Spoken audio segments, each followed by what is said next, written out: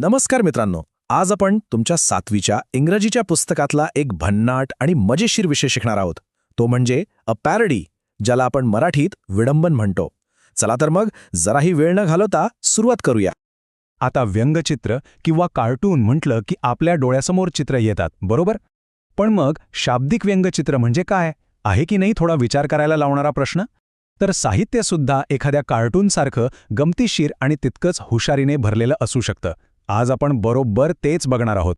सोप्या भाषेत सांगायचं तर पॅरेडी किंवा विडंबन म्हणजे नक्कल. पण ही अशी तशी नक्कल नाही, ही गंमत म्हणून विनोद निर्माण करण्यासाठी केलेली नक्कल असते. जसं आपण कधीकधी मित्रांच्या बोलण्याची नक्कल करतो ना, अगदी तसंच एखादा लेखक दुसऱ्या लेखकाच्या प्रसिद्ध कवितेची किंवा लिखाणाची स्टाईल कॉपी करतो आणि त्यात असे काही बदल करतो की वाचून हसूच येतं. हे म्हणजे शब्दाने काढलेलं कार्टूनच जणू. चला एक नजर टाकूया की आजच्या या सफरीमध्ये आपण कुठे कुठे जाणार आहोत. आपण आधी विडंबन म्हणजे काय ते समजून घेऊ, मग एक मूळ कविता आणि तिची नक्कल म्हणजे पॅरोडी यांची तुलना करू, त्याचं विश्लेषण करू, परीक्षेसाठी काही टिप्स बघू आणि हो, शेवटी तुमच्यासाठी एक क्रिएटिव्ह चॅलेंजसुद्धा आहे. चला तर मग आपल्या आजच्या विश्लेषणाच्या सगळ्यात महत्त्वाच्या भागाकडे वळूया. आता आपण 2 कविता समोरासमोर ठेवणार आहोत. एक आहे मूळ कविता आणि दुसरी आहे तिची एकदम मजेशीर नक्कल म्हणजेच विडंबन. बघा, हे पान तुमच्या पुस्तकातलंच आहे. डावीकडे कविता आहे जे एका मेहनती बिझी मधमाशीबद्दल आहे आणि उजवीकडे त्याच चालीवर पण एका धूर्त मगरीबद्दलची कविता आहे. दोन्ही कवितांची सुरुवात किती सारखी आहे बघा. How doth the little. इथेच तर खरी गंमत सुरू होते. अच्छा, कविता वाचण्याआधी एक छोटेसा शब्द समजून घेऊया. डॉथ हा खूप जुन्या इंग्रजीमधला शब्द आहे. त्याचा साधा सरळ अर्थ होतो डज, म्हणजे हाऊ डॉथ म्हणजेच हाऊ डज. आता कविता समजायला एकदम सोपी जाईल. चला आता दोन्ही कवितांची पहिली कडवी एकत्र पाहूया. आधी मूळ कविता. आयझॅक वॅट्स म्हणतात, how doth the little busy bee improve each shining hour. इथे एका छोट्या कष्टाळू मधमाशीचं कौतुक केलंय, जी प्रत्येक क्षणाचा उपयोग करून मध गोळा करते. आता बघा लुईस कॅरोल यांनी काय गंमत केली आहे. ते म्हणतात, how doth the little crocodile improve his shining tail. पाहिलं, रचना तीच, शब्द तेच, पण बिझी बीच्या जागी आला लिटल क्रॉकोडाईल आणि तो मध नाही गोळा करत, तर नाईल नदीचं पाणी आपल्या चमकदार शेपटीवर ओततोय.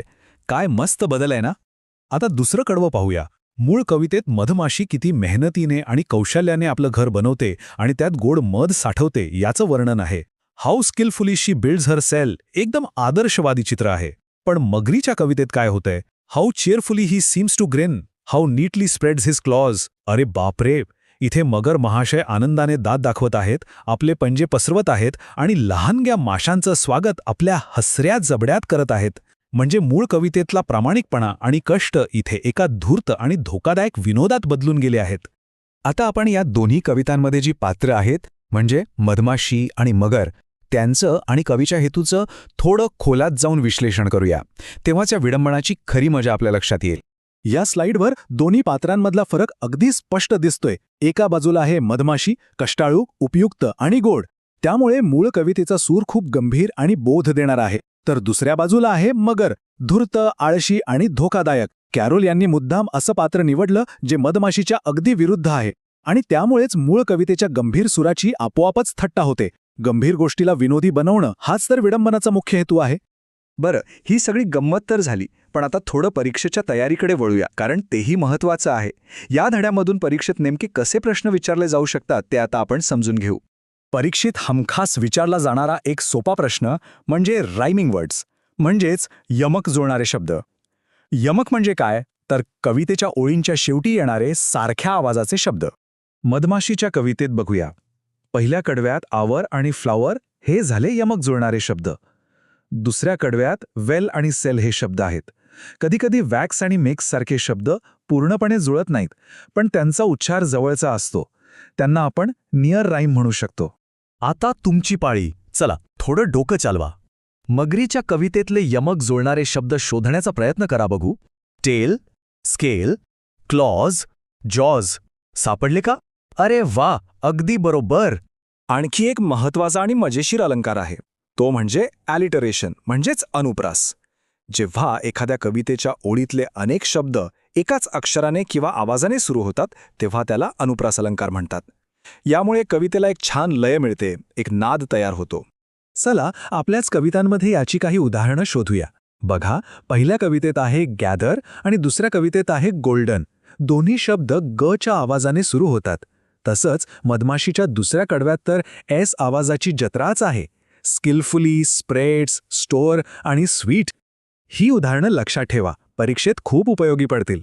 तर आता आपण विडंबन म्हणजे काय हे शिकलो, त्याचं विश्लेषण केलं आणि परीक्षेच्या दृष्टीनेही तयारी केली.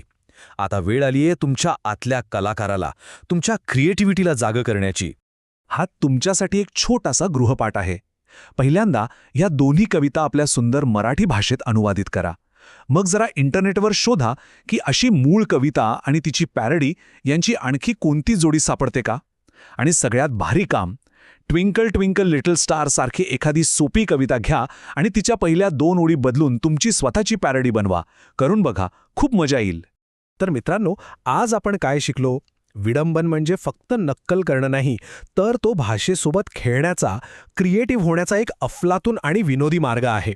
यातून आपल्याला एखाद्या मूळ कलाकृतीकडे एका पूर्णपणे नवीन आणि गमतीशीर नजरेतून बघायला शिकायला मिळतं.